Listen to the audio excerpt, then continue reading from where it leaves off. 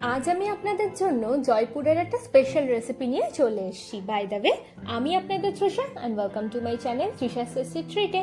আর আজকে আমি বানাচ্ছি জয়পুরের মতো পেঁয়াজের কচুরি। তাহলে চলুন শুরু করা যাক। এই জয়পুরের স্টাইলে পেঁয়াজের কচুরি বানানোর জন্য একটা বোলের মধ্যে আমি 2 কাপ ময়দা দেব স্বাদ মতো নুন, 1 চামচ মতো চিনি দিয়ে দিচ্ছি, 1 চামচ জোয়ান আমি এইভাবে হাতে একটু ঘষে দিচ্ছি, এতে ফ্লেভারটা কিন্তু খুব ভালো আসে। আর 1 চামচ ঘি দিয়ে ময়দাটাকে আমি মেখে 10 মিনিটের জন্য রেস্টে দেবো। চলুন ততক্ষণ কচুরির ভাজা মশলাটা বানিয়ে নিই।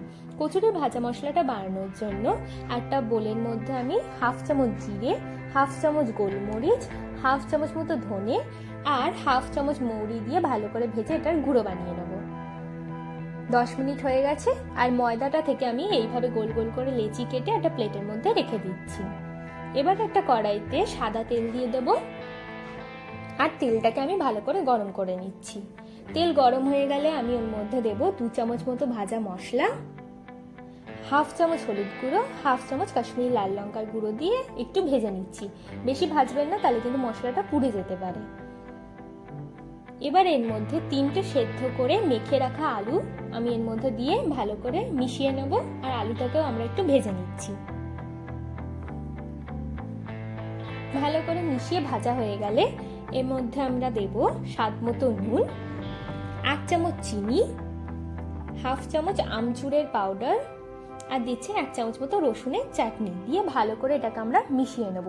এই রসুনের চাটনির রেসিপি যদি আপনারা চান তাহলে ডেসক্রিপশন বক্সে আমি লিঙ্ক দিয়ে দেবো, আপনারা গিয়ে চেক করে নিতে পারেন।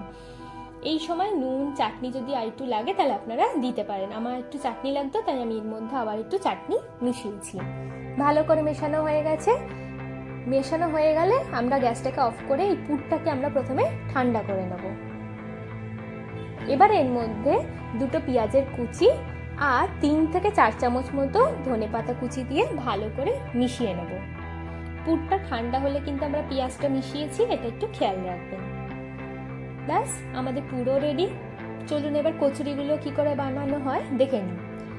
এরকম বল বল মতো আমি পুরটাকেও করে নিয়েছি। এবারে একটা লেচি নিয়ে এইভাবে একটু চেপে চেপে পাতলা করে তার উপর আমি পুরটাকে দিয়ে দেবো। এবারে যেভাবে আমরা পিঠে বা মোমো শেপ দিই সেইভাবেই আমরা এরকমভাবে গোল করে পুরটাকে দিয়ে দিচ্ছি। দেখুন আমাদের পুর হয়ে গেছে। এবার এই উল্টো পিঠটা আমি আপনারা প্লেটে রেখে এইভাবেও চেপে চেপে শেপটা দিয়ে নিতে পারেন, আর না হলে এইভাবে হাতে রেখে এইভাবেও করে নিতে পারেন। দেখুন আমাদের কচুরি কিন্তু একদম রেডি। এবার কড়াইতে আবার বেশ খানিকটা সাদা তেল দিয়ে তেলটাকে গরম হয়ে গেলে আমরা একটা একটা করে কচুরি দিয়ে ভেজে নেব। তেলটা বেশি গরম করার কিন্তু দরকার নেই, মিডিয়াম গরম হলেই তারপরে কচুরিগুলো দেবেন আর আস্তে আস্তে একদম ভাজবেন, তাহলে দেখবেন কচুরিগুলো খুব খাস্তা হয়। এপিট ওপিট করে ভাজা হয়ে গেছে দেখুন কচুরিটা আমাদের। চলুন এবার কচুরিটা আমরা তুলে নিই আর সেম একইভাবে আমরা বাকি কচুরিগুলোকেও ভেজে নেব। চলুন এবার আমরা এগুলোকে সার্ভ করে দিই।